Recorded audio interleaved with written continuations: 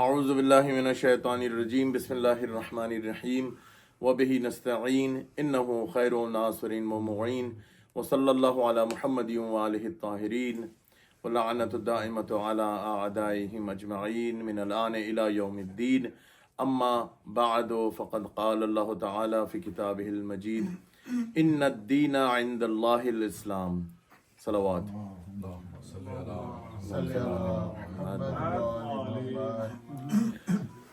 پچھلے دروس میں جیسا تذکرہ ہوا تھا کہ جو دین ہے اللہ کے نزدیک وہ اسلام ہے. اسی آیہ مبارکہ میں بھی اللہ تعالیٰ یہ ارشاد فرماتا ہے.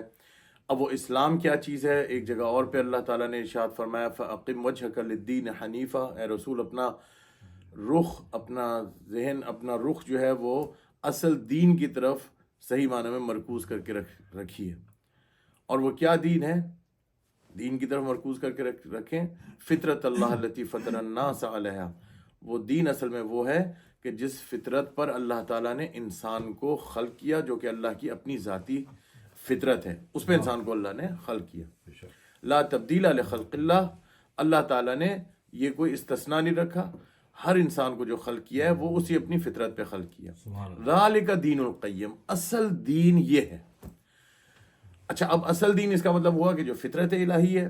لیکن ہم یہ دیکھتے ہیں کہ انسان مسلمان ہے، بظاہر نمازیں بھی پڑھ رہا ہے، حرام و حلال کا خیال بھی کرتا ہے، عقیدہ بھی درست ہے، لیکن جب اس میں دیکھتے ہیں کہ وہ صفات الہی کا مظہر نہیں ہو رہا، اظہار نہیں ہو رہا اس میں سے.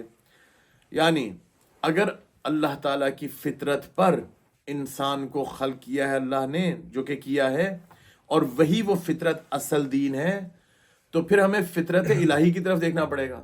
اللہ تعالیٰ رحمان رحیم ہے، لیکن ہم دیکھتے ہیں کہ انسان رحمان رحیم نہیں بلکہ وہ ظالم ہے، وہ ظلم کر رہا ہے. اللہ تعالیٰ ستار العیوب ہے، عیبوں پہ پردہ ڈالتا ہے، لیکن ہم دیکھتے ہیں کہ وہ مسلمان ہے، مومن ہے، لیکن وہ لوگوں کی غیبتیں کرتا پھر رہا ہے. اللہ ظلم نہیں کرتا، اللہ عادل ہے، اور ہم دیکھتے ہیں کہ وہ انسان عدل نہیں کر رہا. اگر اس کے اندر اسلام اس کے وجود میں آیا ہو جو کہ آنا چاہیے تھا، اس عقیدے پر چل کے کہ جو کہ صحیح عقیدہ ہے جس پر وہ ہے، اور وہ عقیدہ درست ہے جس پر وہ ہے، ہم حرام اور حلال پر بھی عمل کر رہے ہیں، لیکن اس کے وجود کے اندر پھر بھی اسلام نہیں آیا، دین نہیں آیا. اگر آتا تو اس کا اظہار ہوتا. تو اس کا مطلب کیا ہوا؟ اس کا مطلب یہ ہوا کہ انسان، اکثریت، بہت سارے لوگ ایسے ہیں جو غافل ہیں اور غفلت میں ہیں، اصل دین سے غافل ہیں. اصل دین یہی چیز ہے کہ جو انسان کے فطرت میں، جس کو اس نے گناہ کے نتیجے میں یا کسی بھی طریقے سے اس نے اس کو کچل دیا، وہ فطرت پہ اگر قائم رہتا تو اس کا دل دوسرے کے لیے دکھتا، تکلیف ہوتی. اگر کہیں پر کسی انسان کو تکلیف میں دیکھتا، مدد کرنے کا اس میں جذبہ ہوتا، اور لوگوں پر کبھی بھی ظلم نہ کرتا، کسی کا حق نہ کھاتا، وغیرہ وغیرہ. اب یہ چیز جو ہے، اب ایک سوال ادھر پیدا ہوتا ہے، یہ تو میں نے پہلے عرض کر چکا ہوں. سوال یہ پیدا ہوتا ہے کہ یہ کیا وجہ ہے کہ ہم یہ بھی دیکھتے ہیں کہ جو شخص مسلمان نہیں ہے اس میں بہت ساری ہم خصلتیں دیکھتے ہیں جو کہ ہمارے میں ہونی چاہیے تھیں، جو کہ فطرت کا تقاضا تھیں. مثلا وہ ہر انسان کی عزت کر رہا ہے، وہ مسلمان نہیں ہے لیکن وہ دوسرے انسان کی عزت کرتا ہے، چاہے وہ غریب ہو اس کی احترام کرے گا، انسانیت کا احترام ہے اس میں. دوسرے کی مدد کرتا ہے، بے ایمانی اس میں نہیں ہے، کسی کا حق نہیں کھاتا. بظاہر بہت اچھا انسان ہے، اور حقیقی معنوں میں بھی بہت اچھا انسان ہے، کیونکہ وہ اچھے کام کر رہا ہے، لوگوں کے ساتھ اچھا بھی ہے، لیکن وہ مسلمان ہی نہیں ہے. دوسری طرف ہم دیکھ رہے ہیں کہ ایک شخص مسلمان ہے، اس کا عقیدہ درست ہے، عمل درست ہے، لیکن اس کے اندر وہ اسلام آیا نہیں. عمل کر کے بھی، مان کے بھی. میں پہلے عرض کر چکا ہوں کہ اگر کوئی شخص یہ سوچے کہ بھئی عقیدہ درست ہونے کے باوجود کیسے وہ، ابلیس بھی تو اللہ کو مانتا ہے نا، ابلیس اللہ کو مان رہا ہے، لیکن اس میں اسلام نہیں آیا، اس میں دین اس کے وجود میں آیا نہیں. لہٰذا عقیدہ رکھتے ہوئے بھی ہم دیکھ رہے ہیں کہ مثلا ایک انسان ہے جو عمل بھی کر رہا ہے، سب کچھ ہے، لیکن کیا ہے؟ وہ غافل ہے. وہ غافل کیوں ہے؟ وجہ کیا ہے؟ وجہ یہ ہے، اسلام اس کے اندر نہ آنے کی وجہ کیا ہے کہ اس میں تکبر ہے، خود پسندی ہے، اپنے آپ سے محبت. اور مثلاً یہ جو بیماریاں ہوتی ہیں لاحق، مثلاً تکبر جو ابلیس نے بھی کیا تھا، عبادت گزار تھا، عقیدہ بھی صحیح سب کچھ، لیکن وہ ختم ہو گیا، سب کچھ سارا کچھ برباد ہو گیا اور اس کے اندر دین نہیں آیا۔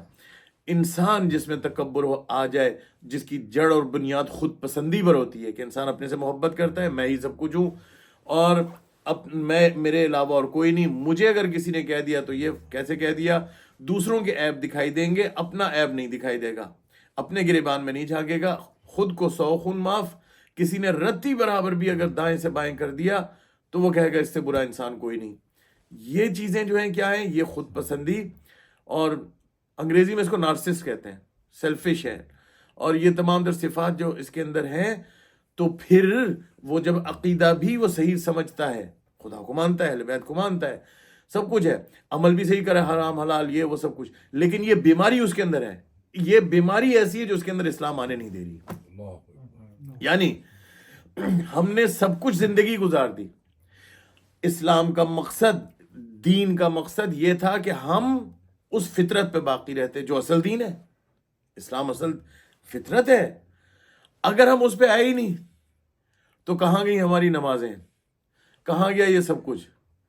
بھائی نہیں ہے کہ خدا ایسے انسان کو نمازیں منہ پہ دیکھ کے مار دے، اور اگر انسان یہ دیکھنا چاہے کہ واقعی میں اس بیماری میں مبتلا ہوں یا نہیں ہوں، تو پھر ایک آسان سا میٹر اگر انسان فکس کرے تو وہ کیا ہے کہ جو شخص فطرت سے نزدیک ہے وہ اپنے خدا سے نزدیک ہے، کیونکہ ایسا ہو نہیں سکتا کہ جو اپنی فطرت پر ہو وہ اپنے رب سے دور ہو، اپنے خدا سے دور ہو، اس کا رابطہ نہ ہو۔